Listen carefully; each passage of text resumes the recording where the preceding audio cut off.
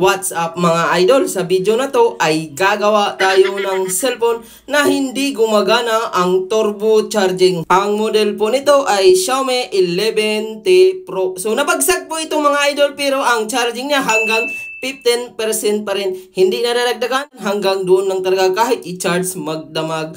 At ito na nga mga idol, so pinaalala mo lang po ito at ito po yung problema niya. So iyon muna natin para ma-check natin kung ano ba talaga ang problema. So ayan, antayin po natin mga idol na magbukas para ma-check po natin kung ano ba talaga ang nangyari. At ayan mga idol, so i-charge po natin, ito po yung naging issue niya. Nagcha-charge po siya pero hindi makikita ang fast charging or turbo charging. Ayan, kahit uga-ugain mo siya, nagcha-charge lang siya pero wala yung MI turbo charging. Kaya hindi po siya nagdadagdag. Isa po palang Grab driver ang may-ari nito at napaka-importante ito sa kanya dahil nandito po yung apps na ginagamit niya at hindi po siya magpagtrabaho kapag hindi po ito magawa. Kaya ayan mga idol, paano ba yan ginagawa?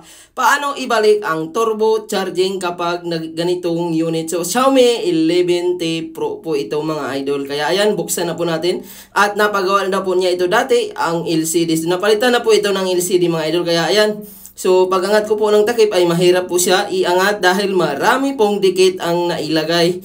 So dapat mga idol, pag naglagay kayo ng dikit sa likod ay kunti lang. Kasi once na mabuksan po yan sa iba at marami po kayong nilagay na dikit ay mahirapan po magbaklas at may posibilidad na mabasag po yan.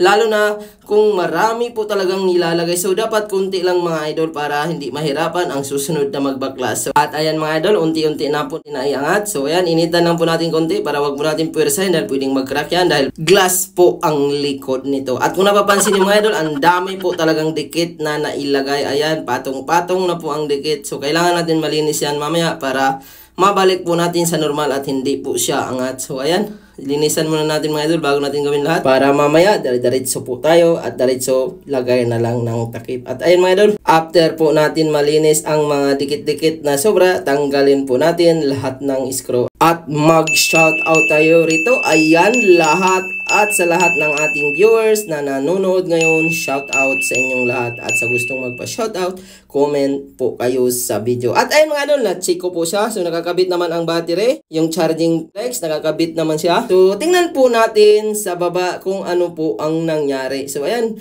malinis naman ang flex, wala pong katama-tama at nakakabit din ang battery. So ingat-ingat mga idol, kapag nababagsak ay magkaroon po talaga ng problema. At sunod po natin i-check mga idol yung baba niya. So doon po nakakonekta ang charging. So tanggalin muna natin lahat ng screw at i-check natin ang flex kung naangat ba, natanggal ba o nakakabit ba. So kung napapansin nyo mga idol, nakakabit naman po ang flex. So yun po yung connection ng charging. Ayan mga idol, yung dilaw na mahaba na flex. So kung napapansin nyo kanina, nakakabit naman. So ito po yung logic na gagawin natin mga idol. First step ko po ginawa dito, subukan ko po jumperan ang linya ng positive from mainboard to charging board. Bago mo mahanap ang linya, testiran muna natin para malaman natin kung saan ba ang positive. At ayan mga idol, yung unang tinester natin, ayan, yun po yung ground. So yung positive mga idol ay yung kabila, ayan, mahina po yung palo. So isang linya lang po yan doon sa bilog papunta dito sa connector. So ayan mga idol, malalaman po natin kapag ground. So ayan, yan po yung ground. So kapag binaliktad natin mga idol, kabilaan din po ang palo. So ang positive mga idol, kapag binaliktad mo siya ay mahina ang palo o minsan naman walang palo. Kaya dapat mga idol, kabisado nyo rin ang tester bago kayong mag-jumper para hindi masunog pag i-jumper nyo po.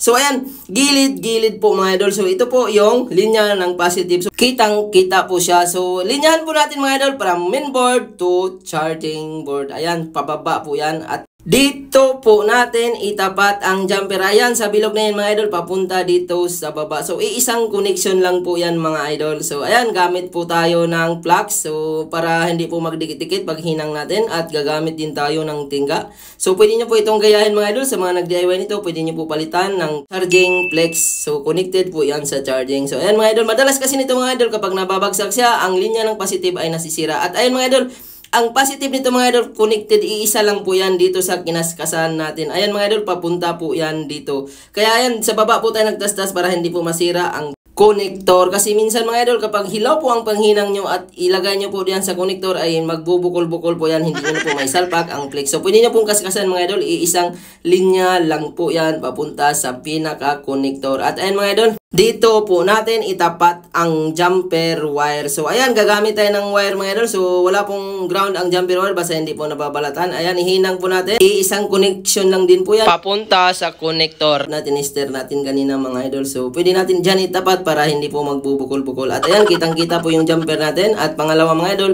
doon sa kinaskasan natin. At putulan muna natin yung jumper dahil medyo mahaba po siya. So, maglagay po kayo ng allowance kapag nag-jumper kayo nito para mayroon pong tupian. At ayun mga idol, isang linya lang po yon. So, yung mayroong red. So, pwede nyo po itap doon sa connector. So, pwede rin dito magkaskas kayo. Isang linya lang po yan.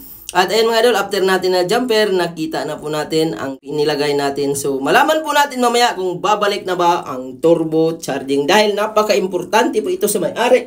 Dahil dito po nakasalalay ang kanyang trabaho. Pag wala po ito, hindi po siya makapagbiyahe. Ayan, nilagyan ko po pala ng tip ang pinaka-jumper mga idol para meron po siyang allowance at hindi po magagalaw-galaw. At ayan, so tingnan po natin mamaya kung babalik na ba ang normal charging niya na MI Turbo. So, malalaman nyo po mga idol, sundan nyo po ang video para tuloy-tuloy po tayo. Ayan, ilagay muna natin lahat ng screw mga idol. At ayan, magtupi tayo ng konti at itago natin ang jumper para in case mahulog ng malakas ay hindi mapuputol. At ayan, kitang-kita po yung jumper mga idol at tinago po natin para hindi po magalaw-galaw. At meron po siyang kunting allowance para hindi po mahatak kapag nababagsak po ng malakas. At ayan, salpak natin yung battery, flex.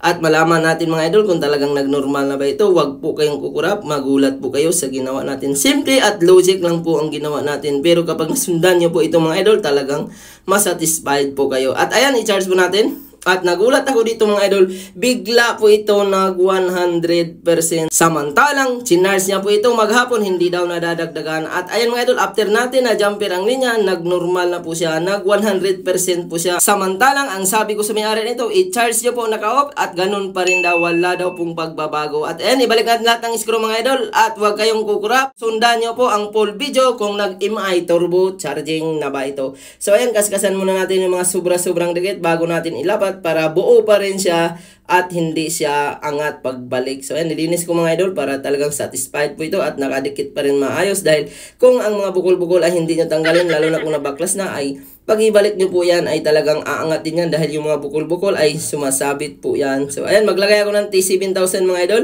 Kulay black po ito. So pwede po double adhesive lang para mas madali po siya maangat. Pero kung T7000 po ang gagamitin mga idol, lalo na kung marami po ang dinikit ninyo, ay talagang mahirapan po magbaklas kapag pinapagawa sa iba. So ayan mga idol, i-on po natin maya-maya lamang. At ayan, nag-fit naman siya. At hindi ko na po nilagyan ng guma dahil meron naman siyang casing.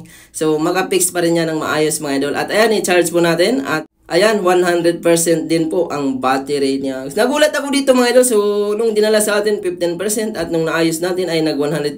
At ayan, yun na po natin. At tingnan natin kung nag-turbo charging na ba siya. Normal na ba? So, nagulat din po ang may-ari nito na nagawa ito kaagad. Dahil ang sabi ko sa kanya, o-orderin pa ang pyesa. At mga idol, subukan po natin i-charge. At kung napapansin yung mga idol, 100% bumalik talaga ang MI turbo charging niya. Wala na pong problema. So, ganun lang po kasimple ang ginawa natin. At kapag nasundan nyo po yan, ay talagang magawa nyo po ng normal. At yan, normal din po ang charging mga idol. Makapag-grab na po ang mayari. 100% satisfied po ang ating gawa. At sana isupport nyo po ang ating channel. Huwag kalimutan mag-like, mag-share, at mag-subscribe. Maraming salamat sa inyong panonood.